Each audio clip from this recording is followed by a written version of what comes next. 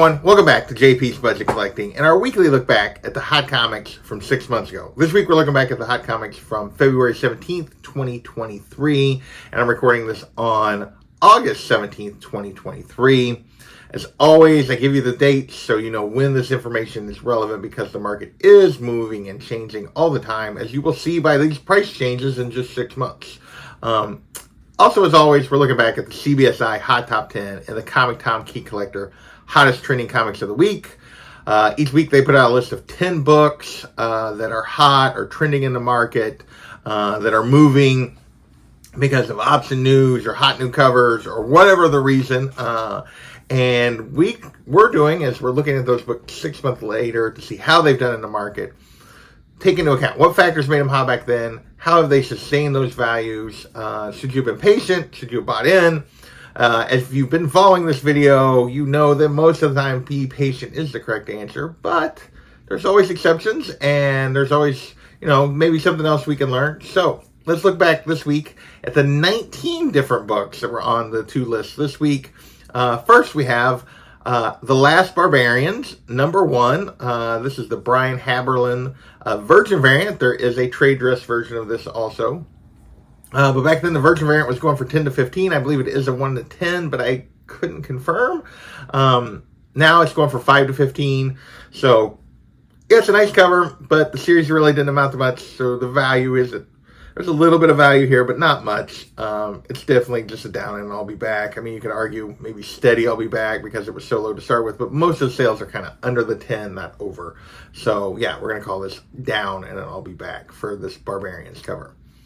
Next, we have Invincible Iron Man number 1, the second print Bob Layton 1 in 25 wraparound cover. If you know anything about this one, this hit the list multiple times. It got very high in value here, but this first week that it was on the list, it was going for 45 to 60 for a 1 in 25, which is right around double ratio that usually results in a trap.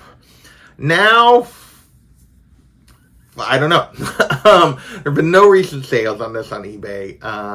The most recent sale recorded on there, or there's only one listed on there, I should say, for $2.99. It obviously hasn't been moving. People aren't willing to pay that. So it's hard. Steady worth it because there's so few out there. Maybe if it got listed for this value, it would go for this. Don't know what the ceiling is here, but yeah, there's just been no recent sales to really go off of here. Next, we have Scarlet Witch number 1, the second print Russell Dodderman 1 in 25. Back then, this 1 in 25 was going for 60 to 70, so not between double and triple ratio. Not quite getting the triple, which is usually our avoid the trap kind of value. You got to get over triple. This one fell right into the trap. It's now a $40 to $45 book. So yeah, that's very typical.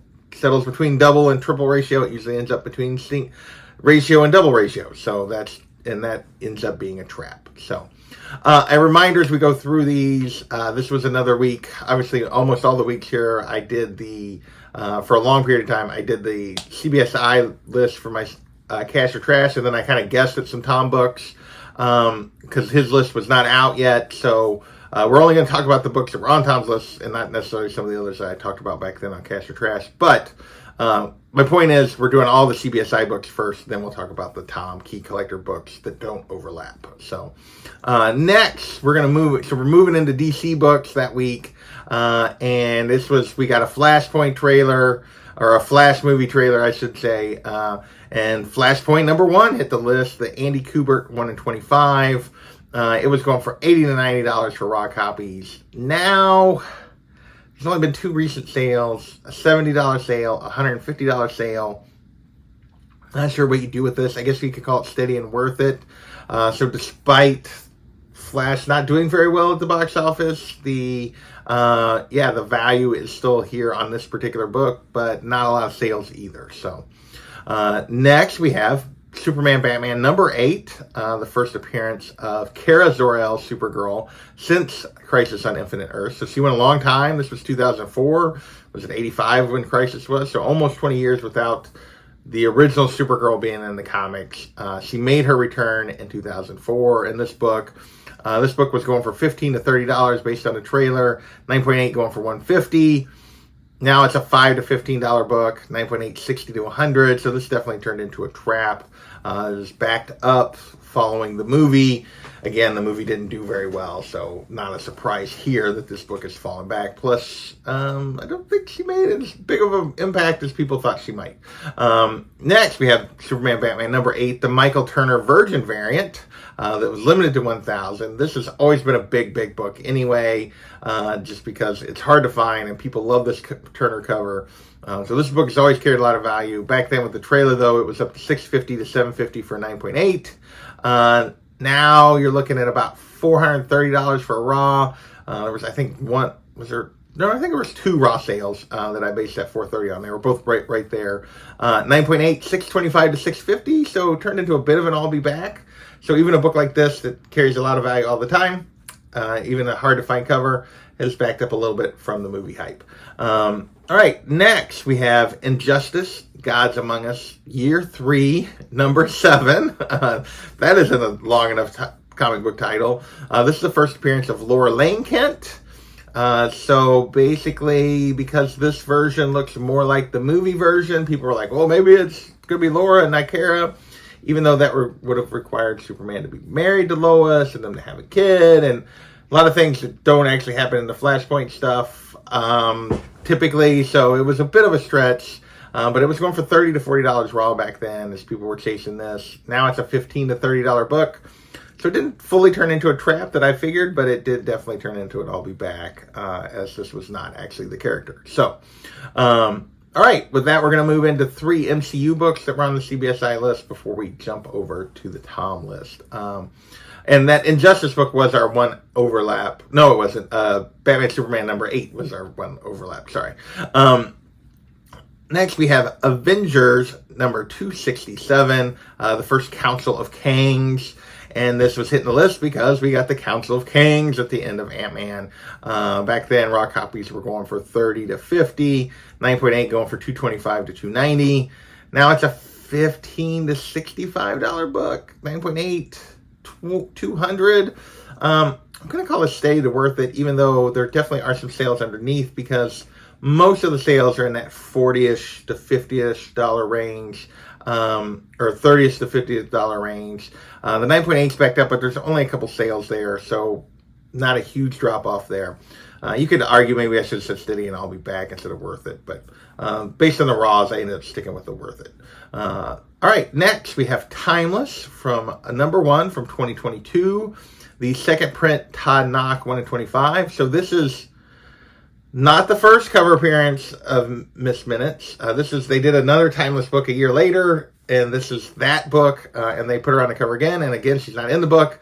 Back then, raw copies were going for $65 to $75. Now it's at $30, but it's only one sale of this one.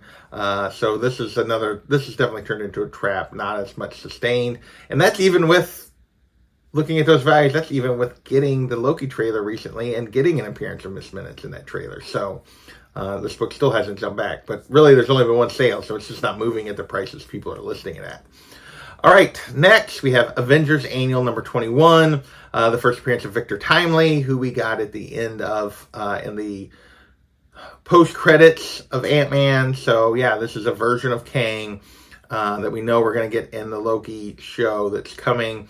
Raw copies back then were going for $20 to $30, 9.8 hit $230. Now it's a $5 to $15 book, 9.8 $75 to $130. Yeah, this turned into a dumpster fire. So yeah, just like I said, timing is everything on this one. The show's still a ways off. Again, that's with me looking at values this week when the Loki trailer just came out, and it was still a dumpster fire. So. All right, with that, we're going to move over to the Tom side of things, and we're going to start with our one and only option news kind of book. This is Faith number 1 from 2016. This was optioned, and it caused a 725% increase in sales. So they put it on the list, even though it was still a $5 to $15 book, 9.8 going for $50. Now, there's only been one recent sale. A 9.8 went for $25 plus shipping, so ended up being around $40 total. That's our one sale here. So yeah, this is down in a trap for sure. This book isn't moving. So next we have a Sony Spiders book, and this is Spider-Man Noir. And my computer just went to sleep. So, Spider-Man Noir, first appearance of Spider-Man Noir. This was really talking about the fact that the Amazon series was supposedly greenlit. We talked about this last week. This was the second week in a row on the list. Back then, raw copies were going to 2 to 300, 9.8, 450 to 500, and now raw copies are 115 to 220, 4 to 450 on a 9.8. So I'll be back this one. That's even with, the Spider-Verse movie coming out and everything else, as we've just, it's really kind of backed up to basically where this book sits. Maybe it's still a little higher than where it's long-term sat. But yeah, after you got away from the news, it kind of just returned to what its value is. All right, next we have one cover that was on the Tom's list, and this is Batman Beyond the White Knight, number 8, the 1 of 50 foil variant showing the first appearance of Superman in the White Knight universe. So that's why this one was hitting the list, is we finally got Superman in the White Knight universe. Back then, raw copies were going for 60 to 80 on this 1 of 50 foil. What did I say about, a 1 of 50 not even making double ratio? Not a good sign. That's a trap generally. I don't know why I called I'll be back on this one. The rules said I said it's a trap, and that's what it turned into. Almost borderline dumpster fire, actually. But more of the sales were, it was borderline dumpster fire. This probably should have been 20 to 45 on the raw side, 9.8, 145. So yeah, this is definitely right around that 50% decrease in value. I'm not sure why I didn't. I guess I decided it was a little less than 50%. I don't know. But anyway, but it's really not. It's almost more than 50. It's definitely more than 50%. So this should have been a dumpster fire also. But anyway, yeah, this one didn't do very well. It's not really, it's just a different universe, a different version. I don't have a lot of interest in those characters either. So, all right. It looks like I forgot to talk about a book, so we're going to talk about it now. Batman Movie Special, number 1, obviously with the Flash trailer here. The first Michael Keaton Batman in comics is what this book was about. Back then, raw copies were going for 10 to 20, 9.8 going for 100. Now it's a $5 to $25 book. Just call it steady, worth it. Because it's really, the raw copies are right in that same range, despite the movie not doing all that well. This book's still set in the same place it always has. All right, next we have Flash 123, the facsimile, and this is the first appearance of the Golden Age Flash and Silver Age. The facsimile was hitting the list. Released recently, this is the second facsimile, this is the second facsimile done for this book. Not sure why I was hitting the list. Tom put it on there. $6, I guess, with the Flash trailer, maybe. I don't know, back then. Now it's a $4 to $10 book, with basically the average sale being still $6. 9.8, 30 to 40. Sort of whatever on this. Is what I said back then, and that's kind of steady whatever. It's just going for cover price to slightly more. Cover price plus shipping, really. Plus basically the cost of slabbing it. So, yeah, this book has not got a ton of value. All right, next we have Moon Girl and Devil Dinosaur, number 1, the first appearance of Lunella Lafayette, Moon Girl, and the cartoon launched this week back then, and that's why it hit the list. 50 to 70 for raw, 9.8, 175 to 200, and shockingly, this book is backed up, although not a ton, since we got away from the series. 20 to 50 for raw copies, 9.8, 150 to 190. Again, I put I'll be back. You could call borderline trap here, but more of the sales were on the upper end of that 20 to 50, closer to the 50 value, so I kept it as an I'll be back. All right, next we have Astonishing X-Men, number 9, the first appearance of Danger. And this is basically the Danger Room come to life. And there's rumors that Emma Corrin was cast for Deadpool and that Danger was going to be the villain for the Deadpool movie. So back then, raw copies were going for 10 to 25, 9.8, 1 to 100.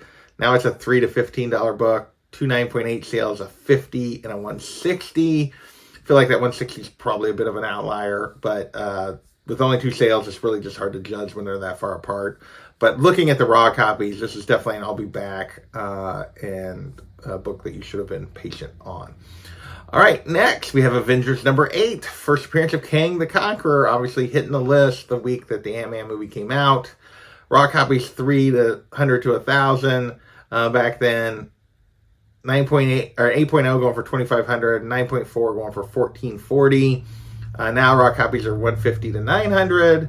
8.0, $1,850. Couldn't find a recent 9.4 sale, but a 9.2 going for half that at $7,000 tells me it's probably backed up a little bit, kind of like the 8.0 did, and kind of like the raws did. So yeah, we're gonna call this down, and then I'll be back on Kang. Although it didn't really back up as much as I thought it might, I thought it might back up more just because of the news around him and throwing a question in a lot of the plans. Obviously, we know we're going to get more Kang. We may just not get the same actor. We'll see. Some of that seems to have maybe cleared in his favor, but either way, Kang's still coming, so this book is only an I'll be back and not a trap in terms of backing up from movie values. Obviously, long-term, straight cash book. All right, and last we have on here Life and Times of Scrooge McDuck. The trade paperback, supposedly, this is what's hitting the list, and supposedly because it will no longer be printed. Don Rosa mentioned that, yeah, they weren't going to print anymore. Apparently, there's something controversial about this, and I didn't write it down at the time and didn't get a chance to go back and watch Tom's video. So, don't remember what the controversy was here. I'm sure it's some portrayal that's no longer PC. Back then, $25 to $80 for this trade paperback. Now, it's the only recent sales were right at $25. So we'll call this a down end, and I'll be back also as the sales are on the lower end of the previous range. So with that, I want to thank you guys for watching, and we will catch you next time. Later.